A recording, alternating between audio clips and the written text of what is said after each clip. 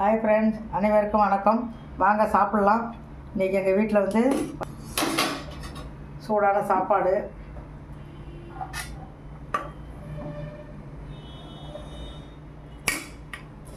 சின்ன வெங்காயம் போட்ட வத்த குழம்பு,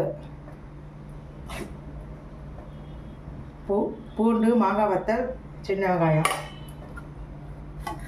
பாவக்காய் பொரியல்,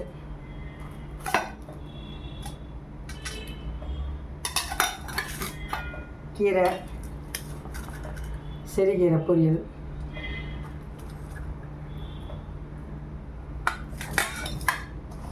வீட்டில் உர ஊற்றின தயிர், மிகவும் சுவையான சாப்பாடு. இது மாதிரி செஞ்சு நீங்கள் சாப்பிடுங்க.